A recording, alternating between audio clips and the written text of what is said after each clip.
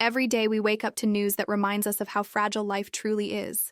Today, the world lost four remarkable American legends, people who inspired us, entertained us, and shaped our culture in ways we'll never forget.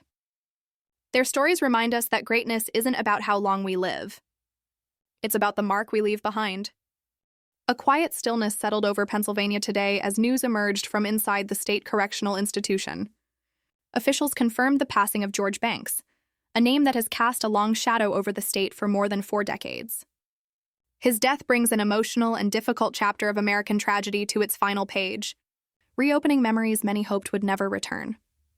Banks had been behind bars since 1982, serving time for a rampage that stunned the entire nation. Over the years, his case became one of the darkest reminders of how a single moment can change countless lives. For many families, that day in September remained an open wound, carried in silence, carried in pain. The events of the morning were shocking, even by the standards of a country familiar with tragedy. Banks moved through his own home and neighborhood with a rifle in hand, firing again and again. By the time police arrived, 14 people had been shot. 13 would never rise again. Among them were his own children, a fact that left investigators and neighbors shaken beyond words. Reporters described the scene as unreal, a quiet community transformed into a place of sudden chaos. Detectives who worked the case later said they struggled to understand the motive, calling the crime one of the hardest investigations of their careers. A retired officer once reflected, "We saw things that morning we never truly recovered from." Banks was captured shortly after the shootings. His trial drew national attention as the public tried to understand how such violence could unfold inside a family home. Psychiatrists, attorneys, and witnesses testified for weeks, painting a picture of a man battling mental decline, paranoia, and delusions. In the courtroom, the families of the victims sat quietly, many holding photographs, many simply holding on to each other. He was ultimately convicted on multiple counts of murder and sentenced to death. But years later, the courts overturned the death sentence, ruling that his mental condition made him ineligible for execution. What followed was more than 40 years inside a maximum security prison, where Banks lived mostly out of public view. His health slowly declined with age, and he remained under the care of prison medical staff until his final days. For many who remembered the tragedy, news of his death brought complex emotions. Some felt a sense of closure. Others felt nothing could ever close the wound. A local resident who grew up near the crime scene said, "Time moved on, but the memories stayed." You never forget something like that. Another wrote on social media, "The pain he caused never faded. I pray the families feel some peace today." Even after decades, the story of George Banks remained a difficult one for Pennsylvania. Students studied the case in criminal justice programs. Mental health experts revisited the trial to examine the gaps in treatment and early warning signs. Journalists marked every major anniversary, reminding the public how sharply one moment can shape a community's future. The tragedy forced officials and lawmakers to reconsider how the state approached mental health evaluations, crisis response, and domestic violence warnings. It became part of larger conversations about early intervention and the fragile balance between personal struggle and public safety. Though the crime could never be undone, it pushed forward discussions that helped shape future policy nationwide. Inside the prison walls, Banks was known as quiet and withdrawn. Guards described him as a man who spent most of his time alone, often silent for hours. Some said he seemed to live in another world entirely, lost in thoughts no one else could reach.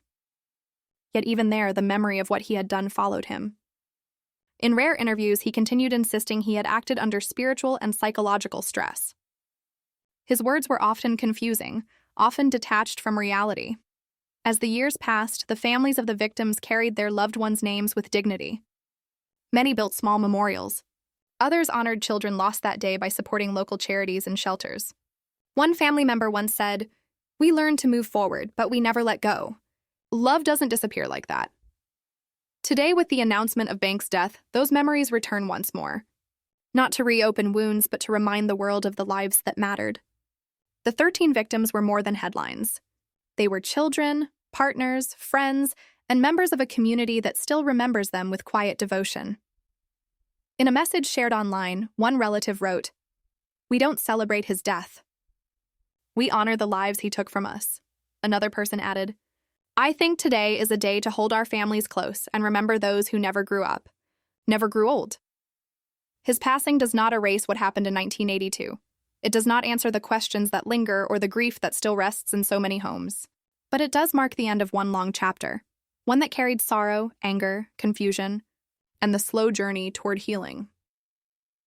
As the sun sets on this difficult story, one truth remains: the victims continue to live on in the hearts that loved them. Their legacies are written in the memories of those who survived, in the strength of the families who held on, and in the quiet determination of a community that refused to be defined by tragedy alone. And tonight, as Pennsylvania reflects on the passing of George Banks, there is a gentle hope that those lost so many years ago are remembered not for the day they left this world, but for the lives they lived, lives filled with dreams, innocence, and the promise of a tomorrow they never received. A quiet moment settled across Washington today as news confirmed the passing of Paul Robert Ignatius. At 105 years old, he was one of the last living links to a complex chapter of American history. His life stretched across more than a century of change, service, and steady leadership. And today, many pause to remember a man whose calm guidance helped shape the United States Navy during turbulent years.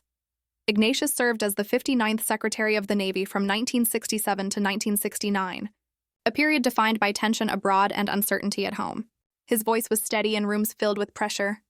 His decisions carried weight far beyond the walls of the Pentagon.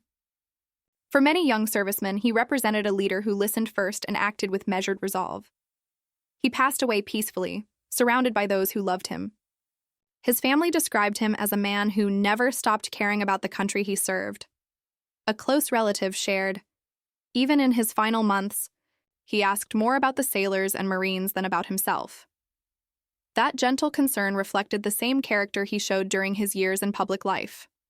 Born in 1920 to Armenian immigrant parents, Ignatius understood early what it meant to work hard and remain humble. His upbringing shaped the steady courage he carried into adulthood. After completing his studies, he entered government service and began a long career that would intersect with several historic moments. Colleagues often spoke about his quiet patience, noting that he preferred thoughtful solutions over loud debates. When he became Secretary of the Navy, the Vietnam War was at its height. The military was under immense strain, with rising casualties and growing public tension. Ignatius stepped into the role with a calm presence. He held long meetings with military leaders, reviewed difficult reports, and made decisions that affected thousands of American families. A retired Navy officer once said, "He treated every briefing like it mattered," because to him, it did. Through those years, he worked to support sailors and Marines deployed far from home. He pushed for better resources, clearer communication, and long-term planning that would protect both the mission and the people behind it. Many who served under him remembered his consistency. They remembered a leader who spoke softly, but understood the weight of responsibility. As time moved forward, Ignatius continued serving the country in various roles, including positions in the Department of Defense and leadership roles in major American organizations. He also became a guiding voice in Armenian American civic communities, encouraging younger generations to honor their heritage while shaping their own futures. His work earned respect across political lines, a rare accomplishment in any era. Friends recalled his warm sense of humor and gentle spirit, even in challenging times.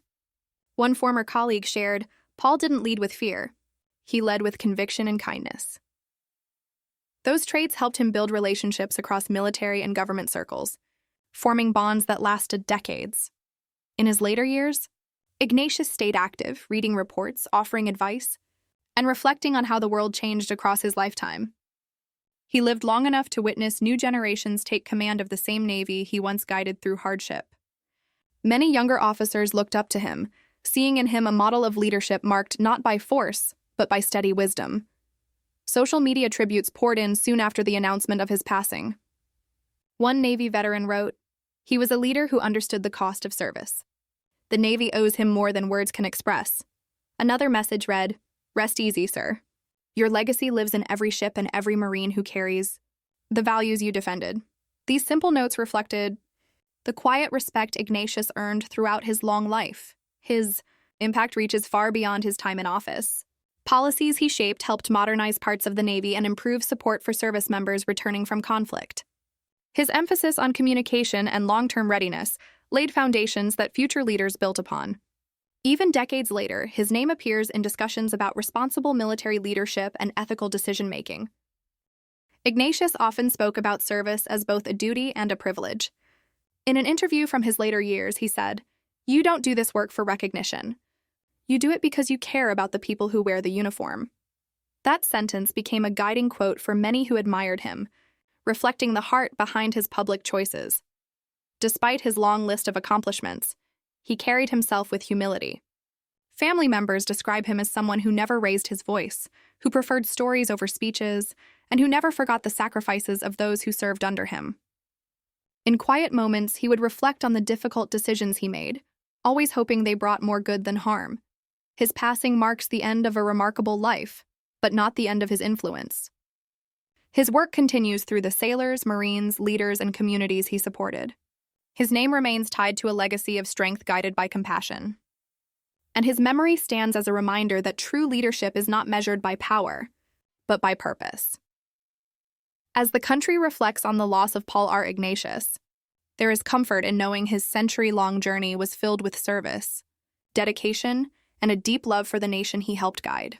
He leaves behind a legacy defined by calm leadership in hard times, by integrity in uncertain moments, and by a quiet devotion to those who protect the country. Tonight, his story rests gently in the hands of history, and his memory lives on in every act of service carried out with the same steady heart he showed for so many years. A quiet sadness moved through the entertainment world today as news confirmed the passing of John Ignatius. For decades, his writing shaped the emotional tone of American television. His stories reached living rooms across the country, offering comfort, hope, and small reminders that every life carries meaning. Today, those who grew up with his work pause to remember the gentle voice behind so many unforgettable moments. Ignatius was known for creating characters who felt real. He understood the quiet struggles of ordinary people and turned them into scenes that touched millions. His scripts carried soft humor, deep emotion, and the kind of honesty that made viewers feel less alone. Colleagues often said he wrote with a heart full of empathy, a quality rare even in Hollywood. He passed away surrounded by family, closing a chapter that stretched across 4 decades of storytelling. His children shared that he remained thoughtful and warm until the end. One of them said, "Dad believed every story had a purpose. He just wanted to help people feel something real." Their words reflect the same gentle purpose that shaped his longest-lasting work. Born with a natural curiosity, Ignatius discovered writing early in life. He loved observing people, their choices, their fears, their dreams, and turning those observations into scenes that felt honest. When he entered the world of television, he quickly became known for scripts that blended real-life challenges with soft emotional uplift. He didn't need dramatic twists. He trusted human truth. As his career grew, he worked on shows that became cultural touchstones. Viewers connected with the warmth in his writing. They remembered the quiet pauses, the hopeful endings, and the emotional lines that felt like they were written just for them. A former producer once said, "John didn't write episodes. He wrote reminders of what we all go through." In the mid-body era of his work, he began creating shows that explored faith, forgiveness, and healing. These themes became part of his signature. Many fans still share moments from his shows online, calling them small lessons wrapped in simple dialogue. One tribute posted shortly after his passing read, "He didn't just write stories. He guided us through life's hard questions." Though he earned awards and industry recognition, Ignatius stayed humble. He believed writing was a service, not a spotlight. Friends described him as soft-spoken, gentle, and deeply thoughtful. They say he listened carefully, often pausing before he answered. That same patience appeared in his scripts, where emotional beats were allowed to breathe. As the years passed, he continued mentoring younger writers. He urged them to focus on heart, not ratings. One former student shared, "He told me people don't remember explosions. They remember conversations that sound like love." Messages like this became a quiet part of his legacy, passed on through generations of storytellers. Many actors who worked with him spoke about how his scripts made their performances easier. His dialogue felt natural. His scenes carried emotional truth. One actor wrote, "He wrote people the way we wish we could be, flawed but trying." Another tribute said, "Every time I read one of his scripts, I felt safe. I felt guided." In his later years, Ignatius lived a peaceful life away from the public eye. He enjoyed simple routines, long walks, quiet dinners, and endless notebooks filled with ideas. Even when he wasn't writing for television, he continued shaping stories on paper, always searching for meaning in everyday life. Family members say he wrote until his hands grew tired, and even then, he dictated lines to whoever sat beside him.